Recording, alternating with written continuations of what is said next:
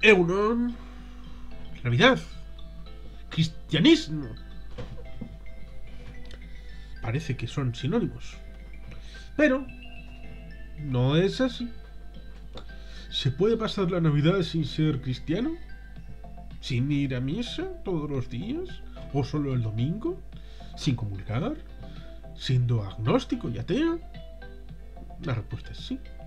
¿Se puede ser agnóstico y creyente? Pues la respuesta también es cierta. Vamos a hacer un pequeño resumen acerca del agnosticismo o gnosticismo y ateísmo o teísmo. Agnosticismo es la idea respecto a que no es posible científicamente conocer la realidad de la divinidad.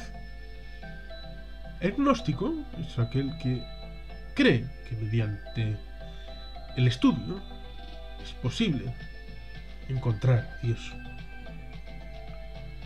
Los ateos son los que creen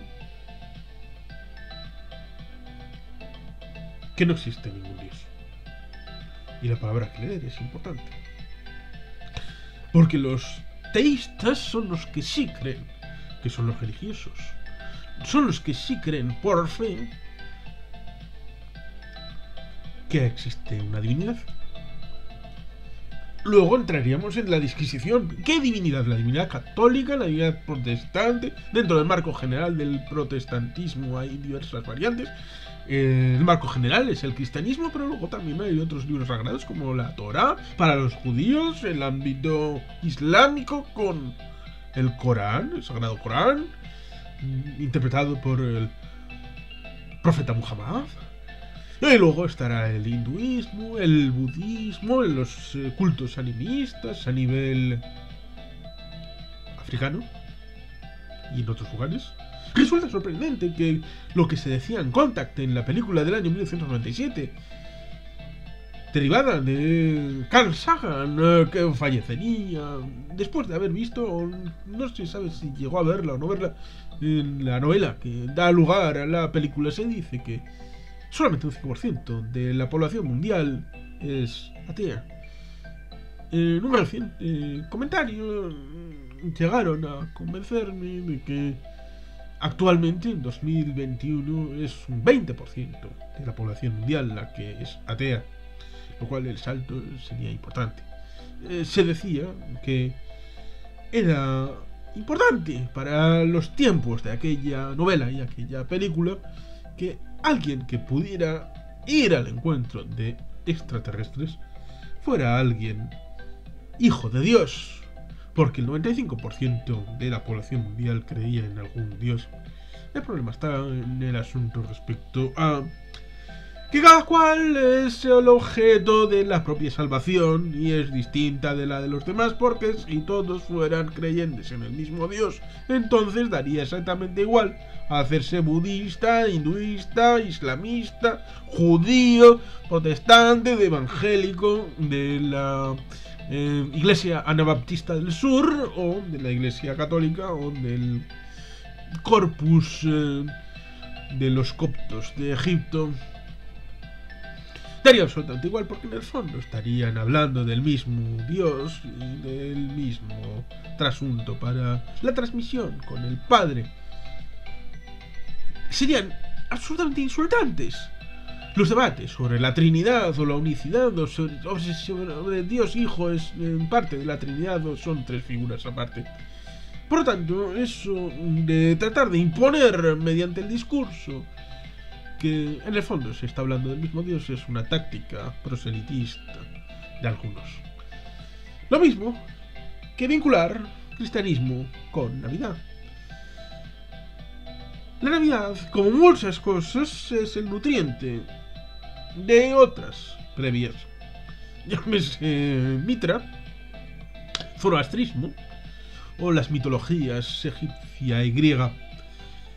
Recordemos que en el ámbito de la Navidad hay festividades previas en torno al 25 de diciembre. Por ejemplo, los romanos celebraban el 25 de diciembre la fiesta de Natalis Solis Invicti, nacimiento del sol invicto, asociada al nacimiento de Apolo. El 25 de diciembre fue considerado como día del solsticio de invierno y que los romanos llamaron Bruma, cuando Julio César introdujo el calendario en el año 45 antes de nuestra era. El 25 de diciembre debió ubicarse entre el 21 y 22 de diciembre en nuestro calendario gregoriano. De esta forma, la fiesta se tornó la idea del 25 de diciembre como fecha del nacimiento de Jesucristo. Otro festival romano era la Saturnalia en torno a Saturno. Duraba cerca de 7 días e incluía el solsticio de invierno.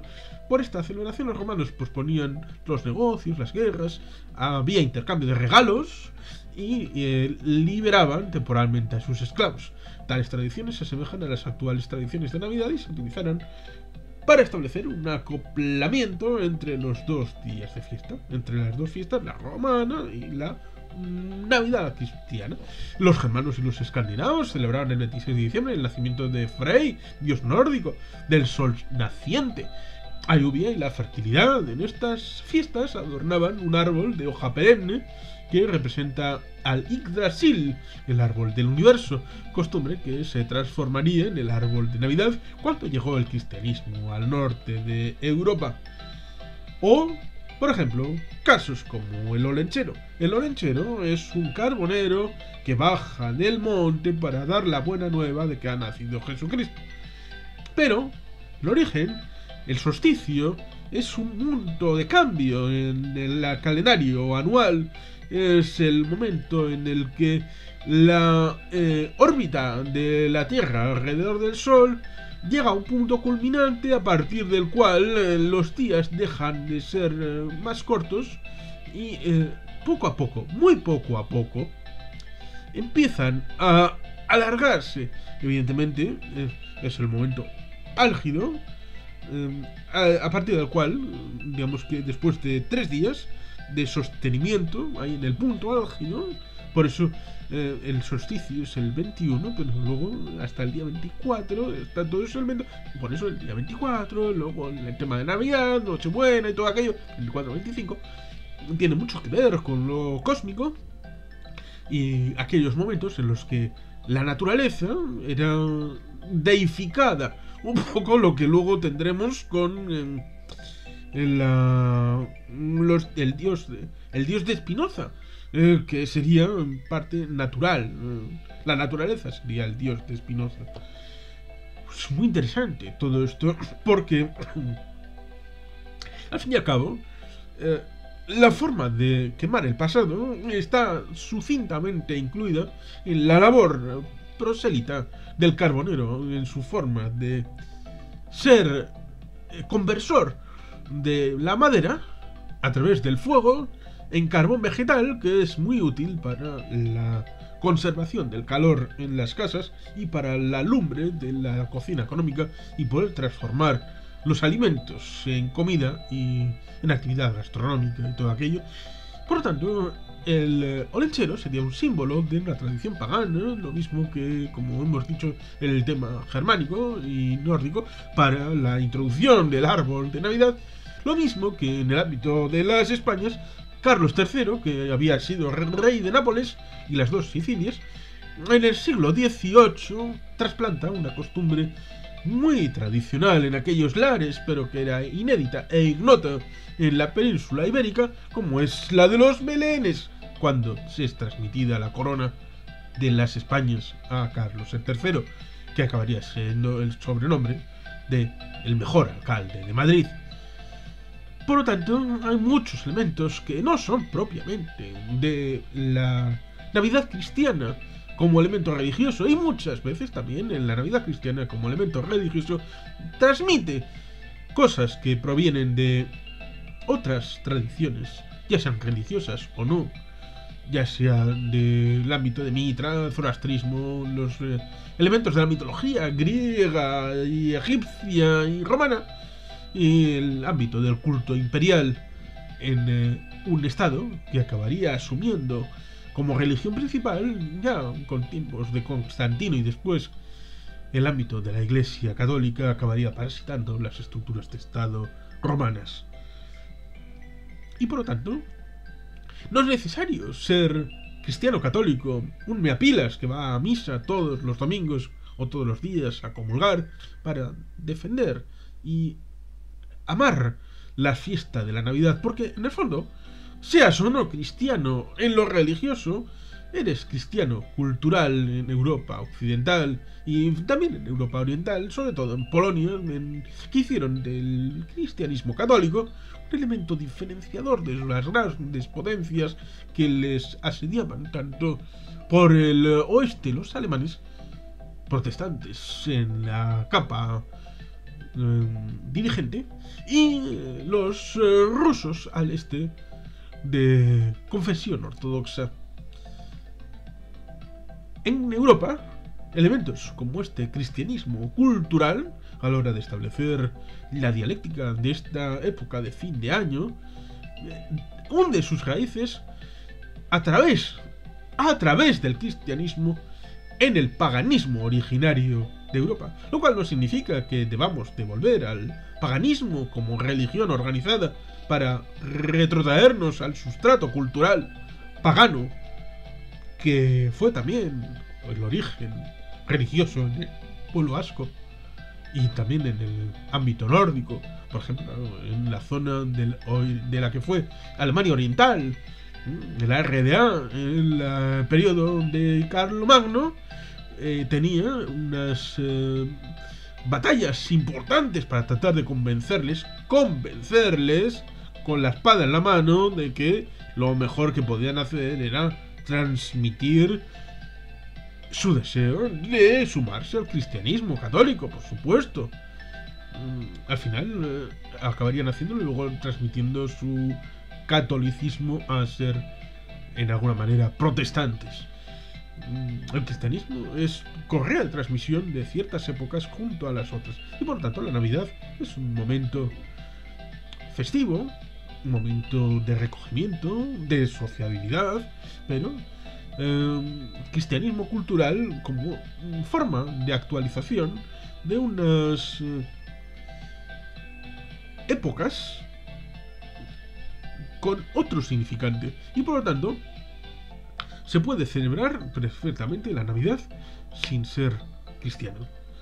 Y todos los cristianos no deben de ser tan pejigueros de ponerse excluyentes con los no cristianos religiosos respecto a la celebración de la Navidad, porque debe de recordárseles que la celebración del cristianismo e incluso en su vertiente religiosa respecto a la Navidad ha sido como una gran aspiradora que ha cogido elementos de muchas otras tradiciones a la hora de hacer sincretismo en cuanto a su realidad como Navidad.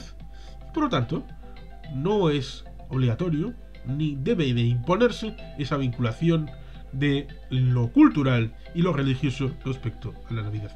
Simplemente quería hacer esta reflexión ahora que estamos a punto de terminar el año, que quedan apenas horas para que den las campanadas de medianoche, y por lo tanto hay que disfrutar de lo que queda de Navidad y que tengamos un año 2022 a poder ser mejor que el que tenemos terminando en este año 2021.